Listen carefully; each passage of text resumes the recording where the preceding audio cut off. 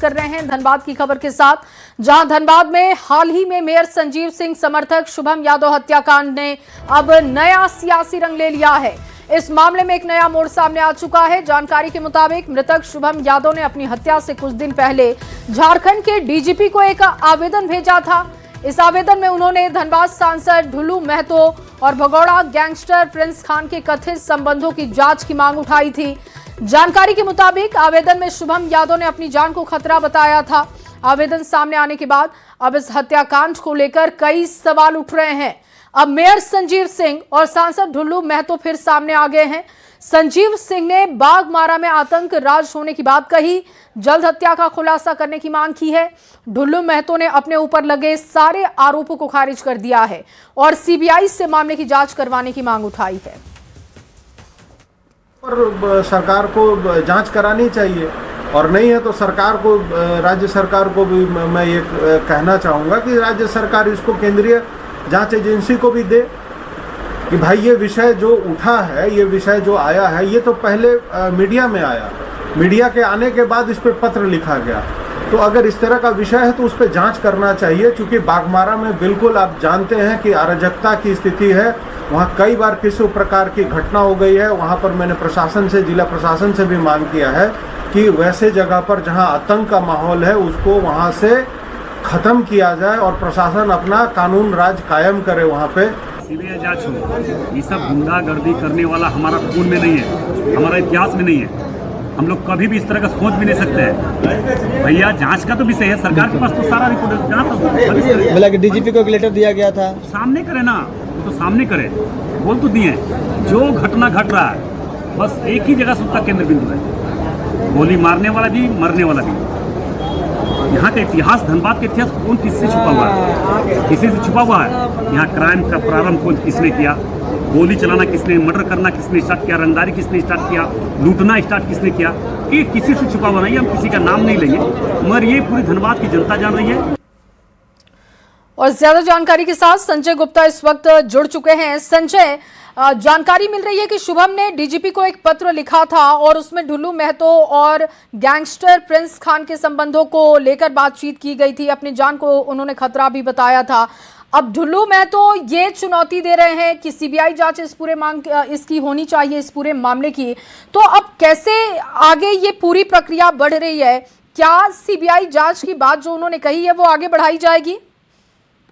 जी, यही एक सबसे बड़ी बात है कि जो लेटर है, जो आवेदन शुभम यादव के द्वारा लिखा गया था डीजीपी को, जिसमें फिर सांसद ढुल्लू महतो और फराज भगोड़ा प्रिंस खान के संबंध की बात कही गई थी और साथ ही साथ जान पर खतरा होने की बात कहा गया था। और यह जब आवेदन सोशल मीडिया में वायरल हुआ तो इसके बाद से धनबाद की राजनीतिक पारा जो है पूरी तरीके से चढ़ चुका है। नगर निगम चुनाव के समय से जो सांसद ढुल्लू महतो और संजीव सिंह के बीच में तल्खी थी, वो फिर से एक बार जो है तीखी बयानबाजी में अब सामने आ गई है, क्योंकि शुभम यादव मेयर संजीव सिंह के समर्थक थे और जनता श्रमिक संघ में प्रतिनिधि भी थे। और यही कारण है कि जब शुभम यादव की हत्या हुई तो उसे लेकर संजीव सिंह काफी जो है आक्रोश में है और इस मामले की पुलिस से लगातार जो है जल्द से जल्द उद्भेदन करने की मांग कर रहे हैं। संजय, ये जो लेटर वायरल हो रहा है, जो आवेदन दिख रहा है, अपने दर्शकों को भी हम दिखा रहे हैं, क्या ये डीजीपी के पास तक पहुंचा था? और अगर पहुंचा था तो संज्ञान इस पर क्यों नहीं लिया गया? इस पर क्या बयान है? फिलहाल जो चिट्ठी है, जो आवेदन है, वह रजिस्ट्री के माध्यम से भेजा गया था। तो यह संभावना जरूर जताई जा सकती है कि डीजीपी कार्यालय से क्या आवेदन पहुंचा था। आपको बता दें, जब भागाबांध ओपी क्षेत्र में 3 प्रिंस खान के लोगों का इनकाउंटर हुआ था, उस समय जो 3 लोग पकड़े गए थे, उस समय ये बातें सामने आई थी कि प्रिंस खान और ढुल्लू महतो के बीच में संबंध है। और इस तरह के बाद जब यह लेटर सामने आया है तो कहीं ना कहीं जो ढुल्लू महतो के विरोधी है, जो उन पर विरोध करते हैं, उनको एक बड़ा मौका मिल गया। हालांकि ढुल्लू महतो है वो भी कह रहे हैं कि दूध का दूध पानी का पानी सीबीआई जांच से करा लिया जाए। वहीं संजीव सिंह का भी कहना है कि जो ये लेटर आया है उसका यह जांच होना चाहिए, क्योंकि जिस तरीके से बातें लिखी हुआ है वह स्पष्ट तौर पर पुलिस को बताना चाहिए। लेकिन जो जांच की जा रही है वो कब तक होती है इंतजार करना होगा। लेकिन शुभम यादव बिल्कुल, क्योंकि ये तो खुली चुनौती के तौर पर लेना चाहिए मेयर को संजय, क्योंकि अगर ढुल्लू महतो कह रहे हैं कि सीबीआई जांच होनी चाहिए ताकि मामला ये पूरा खुले, तो इस चुनौती को स्वीकार करना चाहिए प्रशासन और सरकार को भी। फिलहाल के लिए आपका बहुत शुक्रिया तमाम जानकारी के लिए।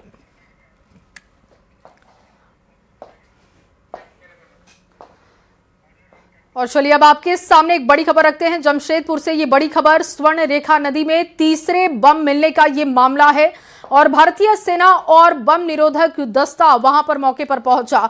घटनास्थल पर मौजूद है टीम और आज ये बम डिफ्यूज नहीं होगा, इसकी जानकारी आ गई है। दिल्ली से बम डिफ्यूज करने का अब तक आदेश नहीं है। कल बम को किया जा सकता है डिफ्यूज। पूरे 2 किलोमीटर के एरिया को सील किया जा चुका है और आपको बता दें कि बहरागोड़ा थाना क्षेत्र का ये मामला है। बड़ी खबर आपके सामने रख रहे हैं। दिल्ली से अब तक आदेश ना मिलने की वजह से इस बम को डिफ्यूज आज नहीं किया जाएगा, लेकिन माना जा रहा है कि इसको डिफ्यूज करने का काम कल तक कर दिया जाएगा, क्योंकि 2 किलोमीटर के एरिया को सील किया जा चुका है। पूरी तैयारी की जा चुकी है और सेना की वहां पर टीम है, बम निरोधक दस्ता वहां पर पहुंचा। आज सब कुछ चेक कर लिया गया है, तैयारियां कर ली गई हैं डिफ्यूज करने को लेकर। और दूसरे विश्व युद्ध का ये बम माना जा रहा है कि ये जो मिसाइल है ये दूसरे विश्व युद्ध के दौरान का है और इससे पहले भी जब मिसाइल मिला था उसको डिफ्यूज किया गया था। और अब देखिए एक बार फिर से ये मिसाइल बरामद किया गया है झारखंड में, तो कहा जा रहा है कि आज नहीं बल्कि कल तक इसको डिफ्यूज करने का काम हो जाएगा, क्योंकि दिल्ली से अभी तक आदेश नहीं मिला है और जैसे ही वहां से आदेश आएगा वैसे ही इसको डिफ्यूज करने का काम होगा। लेकिन इस मिसाइल के दिखने के बाद और ये खबर सामने आने के बाद लोग भी परेशान हैं कि जल्द से जल्द इसको डिफ्यूज कर देना चाहिए। आशीष तिवारी ज्यादा जानकारी के साथ जुड़ चुके हैं। आशीष, आज ये बम डिफ्यूज नहीं किया जाएगा, इस मिसाइल को आज डिफ्यूज नहीं किया जा रहा है, क्या रीजन इसके पीछे बताया जा रहा है? जी बता दूं कि जिस तरह बहरागोड़ा थाना क्षेत्र में स्वर्णरेखा नदी में ये तीसरा बम मिला है और उसके बाद जो है पूरे गांव में हड़कंप देखने को मिल रहा था। हालांकि 1 महीने पहले भी 2 बम मिला था जिसे भारतीय सेना और बम निरोधक टीम ने डिफ्यूज कर दिया था, मगर आज जो है इसे डिफ्यूज करने की कवायद चल रही थी और इसी दौरान जो है दिल्ली से मुख्यालय से किसी तरह का नोटिफिकेशन नहीं आया, जिसके चलते आज जो बम डिफ्यूज करने का कार्रवाई थी वो रोक दी गई है। बता दूं कि जहां पर ये बम मिला है वो नदी इस पार झारखंड पड़ता है, नदी उस पार बॉर्डर जो है बंगाल पड़ता है। बंगाल में चुनाव है, परसों वहां पर जो है वोट डाले जाएंगे और उसी को लेकर जिस तरह बातें सामने आ रही है कि बम अभी फिलहाल के लिए टाल दिया गया है। मगर आपको बता दूं कि 2 किलोमीटर पूरी तरह से क्षेत्र को सील कर दिया गया है। भारतीय सेना वहां मौजूद है, बम निरोधक की टीम मौजूद है और स्थानीय जिला प्रशासन ने कड़ी जो सुरक्षा वहां पर कर दी है। गाँव के लोगों को भी रोका जा रहा है क्योंकि बम जो है वो 227 किलो से ज्यादा वजन है और उसमें अभी बारूद जो है वो पूरी तरह से जिंदा है। तो आप कह सकते हैं कि जब ये ब्लास्ट होगा तो बड़ा इलाका को ये प्रभावित कर सकता है और इसी को लेकर सुरक्षा को देखते हुए पूरी तरह से 2 किलोमीटर को सील किया गया है। फिलहाल अभी दिल्ली से मुख्यालय से किसी तरह का नोटिफिकेशन नहीं आया है, जिसके चलते आज जो है जो बम का डिफ्यूज करने का मामला था, कार्रवाई था, वो स्थगित कर दिया गया है। हालांकि संभवतः कल ये डिफ्यूज का जो है वो कार्रवाई की जा सकती है, मगर जब तक दिल्ली से कोई निर्देश नहीं आता तब तक भारतीय सेना के जो जवान यहाँ पर है जो पूरी तरह से तैयारी कर चुके हैं। 30 फीट बता दूं कि नदी में 30 फीट गड्ढा किया गया है और उस बम को रख दिया गया है और उसमें 2000 से अधिक जो बालू भरकर बोरे रखे गए हैं और उसे डायनामाइट के माध्यम से तार बिछाकर 2 किलोमीटर दूरी से इस बम को डिफ्यूज करने की कार्रवाई थी, मगर अभी तक कोई निर्देश नहीं आया, जिसके चलते अभी स्थगित कर दिया गया है। अब देखना यह है कि अगला निर्देश दिल्ली से कब तक आता है और कब तक इस बम को जो है डिफ्यूज किया जाता है। जी आशीष, लेकिन जब इस तरीके के मिसाइल मिलते हैं तो लोगों में एक ये रहता भी है कि उसे जाकर देखना है, तो ऐसे में कैसे लोगों को रोका जा रहा है, उस एरिया पर कैसे निगरानी रखी जा रही है? जी आपको बता दूं कि न्यूज 18 ने ही खबर दिखाई थी कि जब ये बम मिला था तो बच्चे जो है कई बच्चे इसके साथ फोटो खिंचवा रहे थे, रील बना रहे थे, तो कई बच्चे जो है इसे पूजा भी कर रहे थे। उनका कहना था कि हमारे इस गांव को कोई जानता नहीं था, जब बम मिलने से हमारी गांव की पहचान हुई, जिसको लेकर ये भगवान बम के नाम से इन्हें पूजा अगरबत्ती भी दिखा रहे थे। मगर कहीं ना कहीं एक लापरवाही थी और न्यूज 18 ने इसे प्रमुखता से खबर को दिखाया था, जिसके बाद जिला पुलिस ने पूरी तरह से बम जहाँ पर नदी में मिला है वहां पर घेराबंदी कर दी गई है। लोगों को जाने से रोका जा रहा है, यहाँ तक कि मीडिया कर्मियों को भी बम डिफ्यूज के दौरान 2 किलोमीटर दूर रखा गया था। मगर फिलहाल जो है अभी ये कार्रवाई स्थगित कर दी गई है। अब जब कार्रवाई का निर्देश आएगा उसके बाद कि कल कब तक इसको डिफ्यूज किया जाता है। बहुत शुक्रिया आशीष तमाम जानकारी के लिए। और अगली बड़ी खबर रांची से अब आपके सामने रखने जा रहे हैं। हनुमान मंदिर के पास गोली चली है, बदमाशों ने भार्गव सिंह को गोली मारी है। घायल की इलाज के दौरान मौत की जानकारी अब मिल रही है। पुलिस इस पूरे मामले की तफ्तीश में जुटी है। पंडरा ओपी क्षेत्र का मामला बताया जा रहा है। बदमाशों ने भार्गव सिंह को गोली मारी और इलाज के दौरान उनकी जान चली गई है। पंडरा ओपी क्षेत्र का मामला बताया जा रहा है। हनुमान मंदिर के पास ये गोली चली और गोली क्यों मारी गई है, आपसी रंजिश का ये मामला है। अब इसकी जानकारी भी पुलिस जुटा रही है। माना जा रहा है संभवतः कि ये आपसी रंजिश का मामला होगा। हनुमान मंदिर के पास ये गोली चली, घायल को हॉस्पिटलाइज करवाया गया। अब जानकारी मिल गई है कि मौत हो चुकी है, घायल की इलाज के दौरान जान चली गई। पुलिस मामले की जांच में जुटी हुई है, बदमाशों की तलाश की जा रही है। पंडरा ओपी क्षेत्र का ये मामला है। और अब आपके सामने बोकारो से बड़ी खबर रखने जा रहे हैं, जहां के जनरल अस्पताल के पीछे अचानक झाड़ियों में आग लग गई और देखते ही देखते आग ने विकराल रूप ले लिया। हालांकि समय रहते दमकल की टीम वहां पर पहुंची, आग पर काबू पाया जा चुका है, जिससे कि एक बड़ा हादसा टला है। सूखी झाड़ियों में अचानक आग लगी है। गर्मी का मौसम, आग लगने की घटनाएं भी बढ़ती जा रही हैं। बोकारो से ये खबर आपको दे रहे हैं, जहां बताया जा रहा है कि झाड़ियों में अचानक आग लगी, लेकिन एक बड़ा हादसा टला है। एक बड़ा हादसा होते होते टल गया, क्योंकि समय से दमकल विभाग को सूचित किया गया। दमकल विभाग की टीम पहुंची और आग पर काबू पाया जा चुका है। जनरल अस्पताल के पीछे ये आग लगी, लेकिन अब ये आग कैसे लगी, क्या किसी ने जानबूझकर सूखी झाड़ियों में आग लगाई है, इसकी जानकारी भी जुटाई जा रही है। फिलहाल अच्छी खबर यह है कि कोई हादसा नहीं हुआ, दमकल की टीम आग पर काबू पा चुकी है। और अगली बड़ी खबर रांची से आपके सामने रखने जा रहे हैं। प्रोजेक्ट भवन में नियुक्ति पत्र वितरण कार्यक्रम है और यह समारोह आज होना है। नवनियुक्त बाल विकास पदाधिकारी को पत्र वितरित किया जाएगा।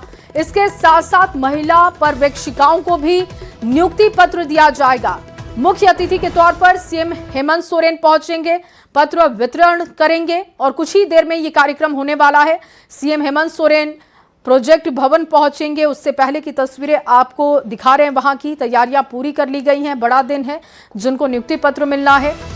नियुक्ति पत्र वितरण समारोह कार्यक्रम है आज और प्रोजेक्ट भवन में यह कार्यक्रम रखा गया है। अब से थोड़ी देर बाद जो जानकारी मिल रही है कि सीएम भी यहां पर पहुंचेंगे और इसके बाद नियुक्ति पत्र दिया जाएगा। आपको हॉल की तस्वीरें भी दिखा रहे हैं। जिनको नियुक्ति पत्र मिलना है वो पहुंच चुके हैं। इसमें भारी संख्या में महिला पर्यवेक्षकों की भूमिका भी है, उनको भी नियुक्ति पत्र मिलेगा। मुख्य अतिथि सीएम हेमंत सोरेन ये वितरण करेंगे और अब से थोड़ी देर बाद पहुंचने वाले हैं। लेकिन दूसरी तरफ देखिए, नियुक्ति पत्र को लेकर सियासत भी तेज हो गई है। बीजेपी ने राज्य सरकार पर निशाना साधते हुए कहा कि 2019 में मुख्यमंत्री ने 25 लाख और 2024 में 10 लाख सरकारी नौकरियों का वादा किया, लेकिन समय के साथ वो अपना वादा भूलते गए। वहीं कांग्रेस ने बीजेपी को नियुक्ति पत्र के मामले में उनका शासन याद दिलाया है। वार पलटवार पर ये बयान आपको सुनवाते हैं। बड़े बड़े विज्ञापन अखबारों में, टीवी चैनलों में मुख्यमंत्री जी नियुक्ति पत्र बांट रहे हैं, तो हमें याद आ गया कि कुछ ऐसे ही वादा 2019 में उन्होंने किया था 25 लाख नौकरियों का। फिर 2024 आते आते भूल गए। फिर 2024 में कहा कि 10 लाख सरकारी नौकरियां देंगे और खुद उनके सरकारी आंकड़े बताते हैं कि मुख्यमंत्री जी के दूसरे टेन्योर के पहले वर्ष 10,000 सिर्फ नौकरियां हुई सरकारी, वो भी उच्च न्यायालय के आदेश पर अधिकांश हुई, यानी 1% लक्ष्य पूरा किया। मुख्यमंत्री जी आज भी 200-300 नियुक्ति पत्र बांटेंगे, बहुत बढ़िया है। शायद वो अपने लक्ष्य के 0.05% और करीब पहुंचे। मुख्यमंत्री जी 10 लाख का लक्ष्य कैसे पूरा होगा, 2029 आने वाला है, ये तो स्पष्ट कीजिए।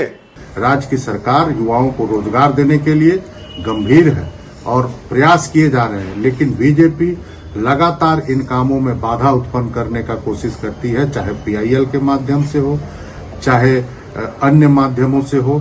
वो लगातार नियुक्ति को बाधित करने का प्रयास कर रही है, जो यहाँ के युवाओं के लिए एक अभिशाप बन चुका है। यही वजह है कि लोग अब बीजेपी को विपक्ष की भूमिका में भी देखना पसंद नहीं करते।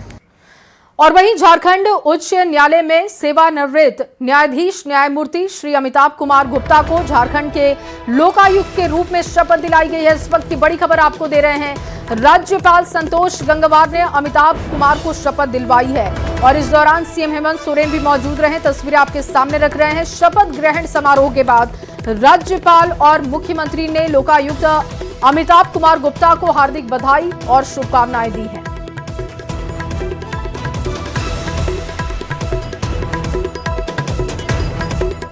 और चलिए अब आपके सामने एक बड़ी खबर रांची से रखते हैं, जहां पर 7 साल से लापता बच्ची का ये मामला है। हाई कोर्ट में मामले की सुनवाई हुई है।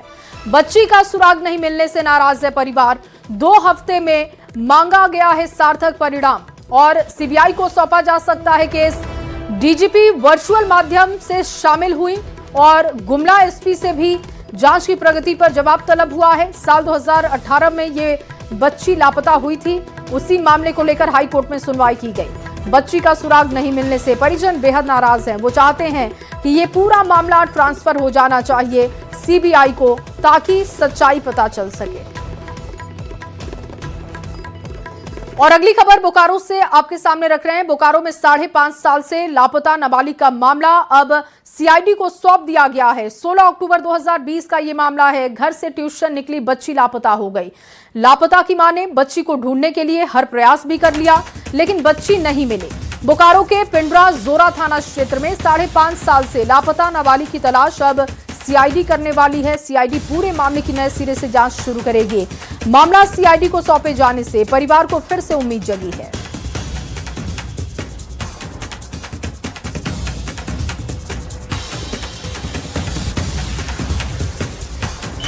2020 16 अक्टूबर को मेरी बेटी लापता अपहरण हुआ था उसका मेरे गांव से। पिछले 5 वर्षों से बस यही हम लोग का बड़े बड़े अधिकारी पदाधिकारी मंत्रियों से मिलना, इसी उम्मीद से कि कहीं ना कहीं कोई मदद करेंगे मेरे बच्चे को ढूंढ के लाने में। डीसी सर ने फिर एक बार उम्मीद दिलाई है कि हम लोग फिर से एक बार कल रिव्यू करते हैं एसपी सर और डीएसपी सर के साथ बैठ कर। और अगली खबर गढ़वा से, जहां पर जंगली हाथियों ने 17 परिवारों के घर उजाड़ दिए, जिस वजह से उन्होंने बाहर शरण ली है। तो इस भीषण गर्मी ने बच्चों को अपने जद में भी लेना शुरू कर दिया है, जिस कारण सभी ग्रामीण झोपड़ी नुमा घर बनाकर रहने को मजबूर हैं।